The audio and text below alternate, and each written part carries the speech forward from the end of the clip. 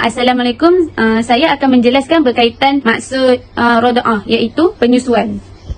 Apa itu penyusuan? Dalam Islam telah menjadikan susu ibu sebagai satu pendidikan awal bagi kanak-kanak sebaik sahaja mereka lahir ke dunia ini. Susu ibu merupakan satu nikmat dan keistimewaan yang dianugerahkan oleh Allah SWT kepada kaum wanita, dan ini merupakan hak yang tidak ada pada kaum lelaki. Penyusuan dari sudut bahasa adalah menyisap payudara ibu dan meminum susunya. Manakala dari sudut istilah, susu perempuan yang mengalir masuk ke dalam perut bayi, atau ia juga bermaksud kesampaian susu manusia kepada perut kanak-kanak yang tidak melebihi umurnya daripada 2 tahun atau 24 bulan. Terusnya, dalil pensyariatan bagi penyusuan ini adalah dari segi syarak. Hukum bagi seseorang perempuan menyusukan bayi itu bukan anaknya adalah harus. Islam tidak mengharamkan dalam beberapa keadaan. Yang pertama, ibu kepada bayi tersebut telah meninggal dunia. Yang kedua, ibu tersebut telah menghidap penyakit yang menghalang kepada proses penyusuan. Jika dalam keadaan seperti ini, perempuan lain perlu menyusukan bayi tersebut bagi meneruskan kelangsungan hidup kepada bayi tersebut. Dalilnya adalah wa in ta'asartum fasaturdi'u lahu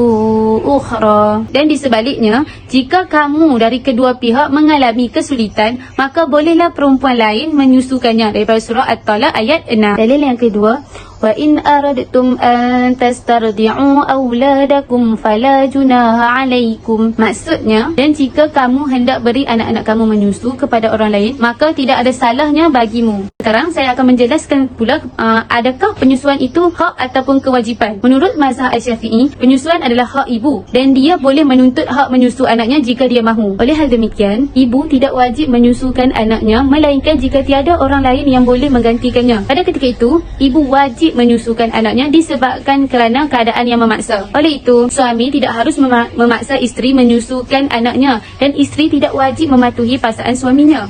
Dia tidak dianggap derhaka dan nusyus kecuali jika tiada perempuan yang sesuai untuk menyusukan anaknya. Jika keadaan ini berlaku, isteri wajib menyusukan anaknya demi memelihara kelangsungan hidup anak itu. Jika isteri meminta upah menyusukan anaknya, maka suami wajib memberikannya dengan kadar yang berdasarkan kepada pandangan umum, iaitu uruf. Andainya isteri tidak meminta upah seperti hari ini, suami tidak wajib memberikannya. Hak isteri menuntut upah gugur jika dia dengan rela hati menyusukan anak-anaknya serta tidak menampakkan keinginan untuk mendapatkan upah itu. Tajuk yang seterusnya adalah kesan penyusuan terhadap hubungan kekeluargaan. Okey, jika seorang perempuan menyusu seorang bayi yang bukan anaknya, apa yang akan terjadi?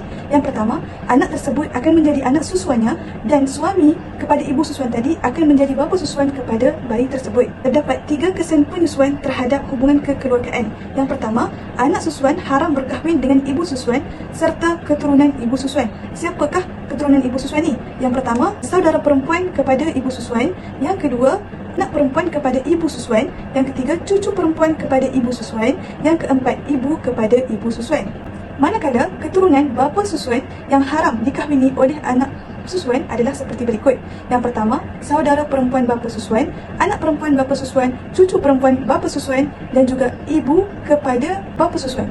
Kesan yang kedua adalah ibu susuan dan keturunannya haram berkahwin dengan anak susuan dan keturunannya. Hal ini adalah kerana jika ibu susuan diandaikan sebagai ibu sendiri kepada anak susuan, sudah tentu mereka semua merupakan keturunan yang haram dikahwini. Kesan yang ketiga, ibu susuan dan keturunannya harus berkahwin dengan ahli keluarga anak susuan, iaitu bolehlah seperti saudara lelaki, bapa dan bapa saudara sebelah bapa, kerana mereka ialah orang asing daripada ibu susuan dan keturunannya.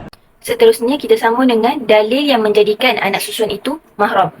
Firman Allah SWT dalam Quran Al-Karim, A'udzubillahi minasyaitonirrajim, wa ummahatukum allati arda'nakum wa akhawatukum minar rada'ah. Ayat ini bermaksud, dan ibu-ibu kamu yang telah menyusukan kamu dan saudara-saudara susuan kamu. Ayat ini dipetik daripada surah An-Nisa ayat ke-23. Seterusnya kita sambung dengan penyusuan yang menjadikan anak susuan itu mahram. Ini syarat-syaratnya. Yang pertama, bayi yang disusukan tidak lebih daripada umur 2 tahun ketika disusukan. Ia bermaksud jika bayi yang disusukan itu melebihi umur 2 tahun, maka ia automatik tidak akan menjadi kerabat dan juga tidak akan menjadi mahram. Seperti dalam satu hadis sahih, Nabi SAW bersabda, penyusuan adalah dalam lingkungan 2 tahun. Syarat yang kedua pula adalah menyusukan bayi sehingga 5 kali susuan secara terpisah. Jika bayi itu melepaskan susuannya atau ibu itu melepaskan susuannya sebentar dan kemudian kembali menyusukan bayi itu, ataupun ketika situasi menukarkan payudara ke payudara yang lain, maka ia tetap dikira sebagai satu kali susuan. Dalam satu hadis menyatakan bahawa ayat Al-Quran yang turun adalah sebanyak 10 kali susuan yang tertentu untuk menjadikan seorang bayi itu sebagai mahram. Kemudian ayat ini dimasukkan menjadi kepada 5 kali susuan yang tertentu, dan ketika Rasulullah SAW wafat, ayat yang dimasukkan ini masih lagi dibaca sebagai sebahagian daripada ayat Al-Quran. Jadi saya akan terangkan tentang kesan dan hukum hubungan kekeluargaan kerana penyesuaian. Yang pertama, perkara yang haram kerana penyesuaian. Seperti mana yang kita tahu, penyesuaian ini menjalinkan hubungan kekeluargaan antara anak sesuai dengan keluarga ibu sesuai. Hubungan ini juga memberi kesan dalam wujudkan golongan yang haram dikahwini. Jadi bila dah wujudnya hubungan kekeluargaan disebabkan penyesuaian, maka golongan yang sama juga daripada susu jalur ibu susuan tu juga haram dikahwini. Hubungan keturunan menyebabkan haram persamandaan. Suami haram kahwin dengan ibu mertuanya dan anak tirinya. Dan seorang lelaki juga haram kahwin dengan ibu tirinya dan menantunya.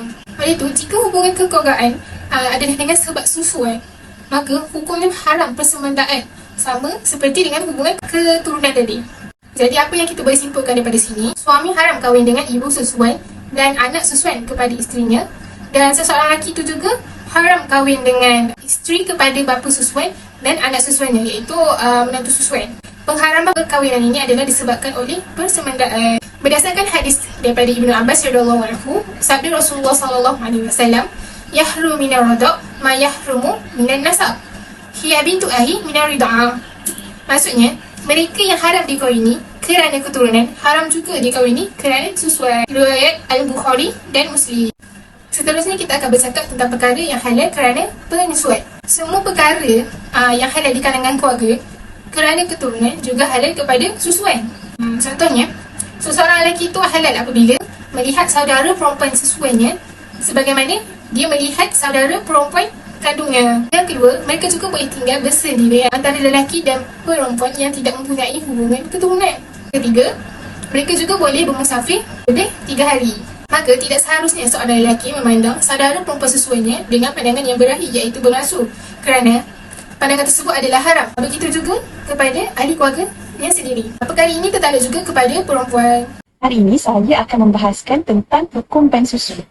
Okey, bank susu ni adalah perkhidmatan mengumpul, menyaring, memproses, menyimpan dan juga mengagihkan susu ibu yang diderma. Namun, ia menimbulkan keraguan dan kebimbangan dalam kalangan umat Islam ni kerana ianya berkait rapat dengan nasab.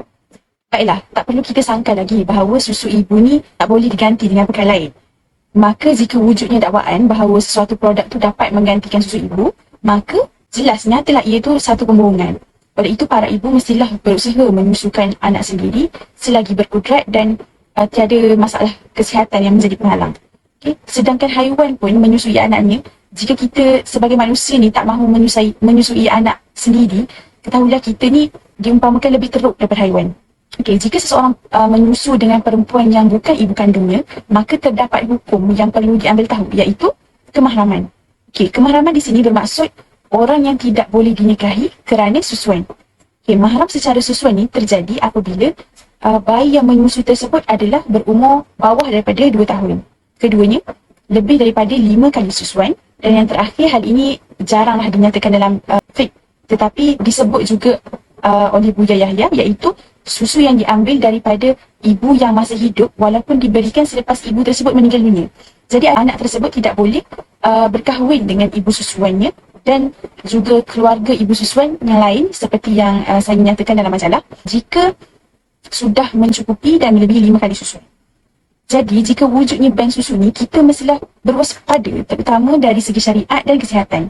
Jika bank susu ni wujud di negara Islam, kita mestilah bersedia dengan sumber daya manusia untuk mencatat pembeli susu dan jumlah penyusuan pada orang yang sama. Jika sudah cukup 5 kali susuan, maka perlu diambil perhatian. Jika tak, maka akan bercampurlah kemahramannya.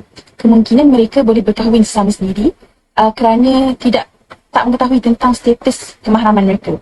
Tetapi perkahwinan mereka tetap menjadi tidak sah. Perkara ini lebih baik kita hindari. Dari segi kesihatan pula, ada beberapa penyakit yang boleh tersebar dengan cairan yang teralir.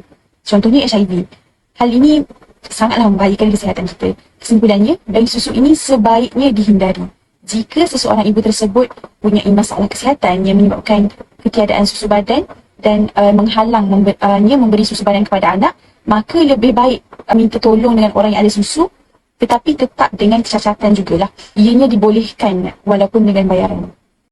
Saya akan menerangkan isu tentang penyusuan anak angkat, di mana sesi soal jawab antara seorang isteri yang tidak dikurniakan seorang anak bersama dengan Ustazah Asma Harun.